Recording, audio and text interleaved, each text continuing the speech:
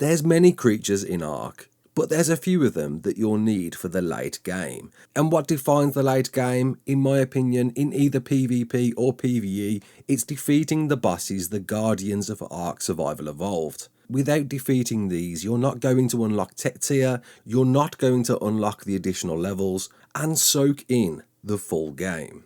You're right kids, it's Raasclark, and this is indeed another top 10 as voted by you.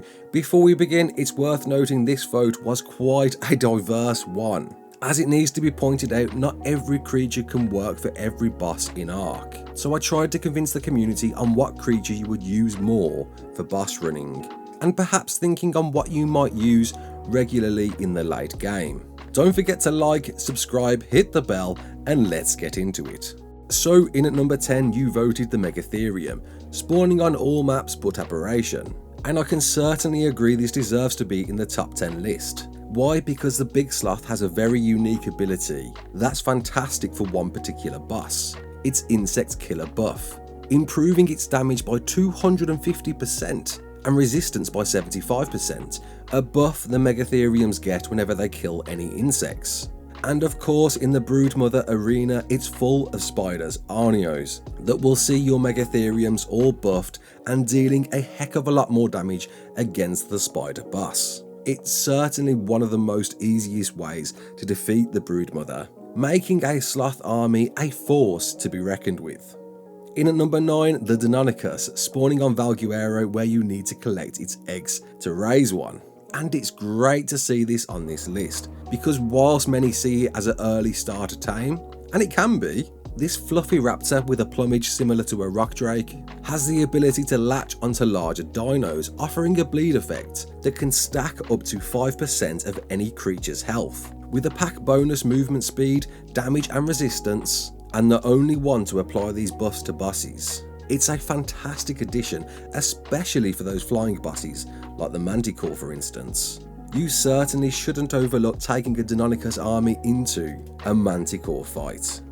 In at number 8, the Spino, spawning on all maps but Scorched Earth. And it's great to see this one, because whilst it has less health and stamina than a Rex, it outputs more damage per second, magnified by its bipedal mode that deals more damage. And what some forget since its TLC update, it has a hydrate buff when it hits any water, increasing its attack damage by 15% and its health regen by 25%, meaning especially on the Broodmother where there are puddles of water around, it can be a great tactic to deal some decent damage, as well as any other arena that has water.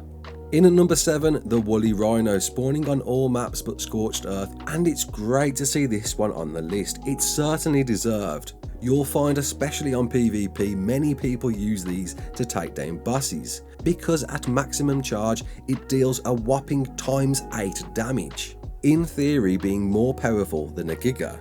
And of course being a herbivore, so you can feed it veggie cakes, healing it quicker, makes it a great tool for boss runs, with less concern of losing its health. So of course pump that melee and you'll be taking down bosses in no time. In at number 6, the Manamana, spawning on Extinction.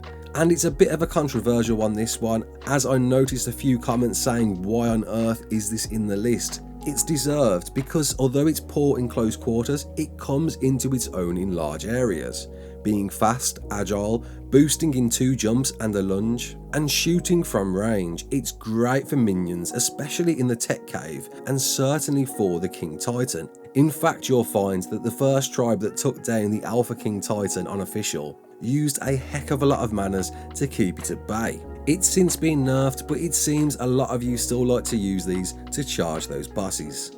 In at number 5, the Therazino, spawning on all maps but Scorched Earth and Aberration. And its non-threatening appearance couldn't be more wrong. It's as tough as a Rex or a Spino. Of course, being a fantastic harvester, it's the go-to creature for facing the dragon, as the dragon deals less damage against herbivores. So combined with veggie cakes feeding your Therazinos and keeping their health topped up, pumping that melee and health, you're going to see these as your best choice for taking down the dragon boss. In at number 4, and finally in a top 10 list, is the Rex, the OG, spawning on all maps but Aberration. and is certainly, in my opinion, the go-to boss runner, rushing almost all bosses in packs with a great tanky health stat, fantastic damage output. It's the go-to breed in numbers to take down all of the bosses in ARK. And certainly don't overlook the X-Rex and the Tech Rex, with the latter offering even more improved stats and improving your chances against defeating those bosses.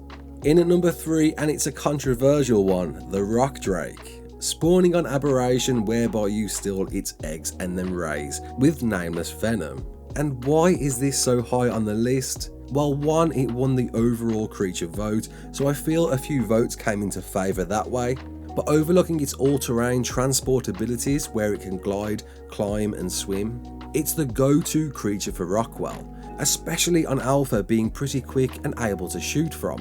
And of course with its cloak ability can see you getting through things like the Tech Cave with relative ease. And of course, like the Rex as well, has the ability to be equipped with a Tech Saddle, whereby Tech Saddles are much higher in armour than regular saddles, meaning if you have a max Tech Saddle, you're going to improve your odds on tanking any damage and defeating any of the late game bosses. In at number 2, and it's another controversial one, the Reaper King, spawning on Aberration, whereby you need to find a Reaper Queen and get pregnant by it. And admittedly, I'm surprised to see this so high on the list, with my guess as to why is that yes, it has high melee and high health stats, and is certainly a great one to use if you're not in the position of owning saddles yet, with the Reaper having its own natural armour of 80% damage reduction. And I guess if using the right trap, this can see you breeding out an infinite amount of Reapers. They are certainly great crowd clearers, especially in the Overseer and Rockwell fights, where you can use the tailspin attack to keep foes at bay, especially in the Tech Cave where you can knock creatures down into the lava. And it's invaluable for the Master Controller, being very mobile and can use its bite attack mid-air, and can be exploited a little bit, hidden in the ground, creating an invisible barrier. And perhaps the latter reason is to why it's so high on this list. It just may not be forever if Wildcard patch this. But you voted it in at number 2, which means there's only one more to go. But before we get to that, let's just have a quick special mention to the creatures that didn't just make the cut.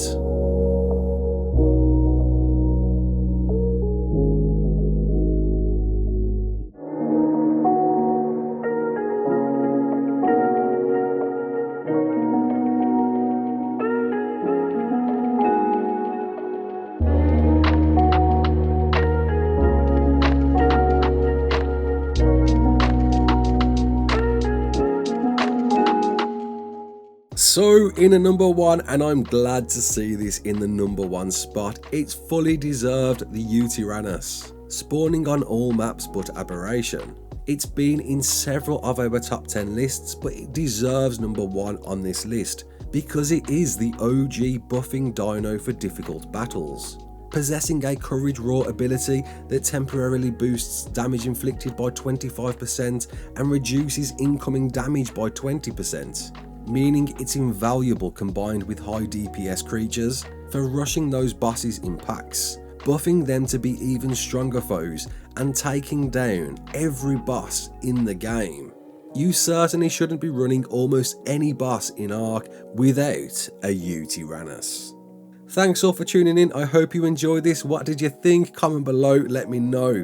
What more top 10s would you like to see too? My name's Raasclark, don't forget to like, share and subscribe, and as always, peace out.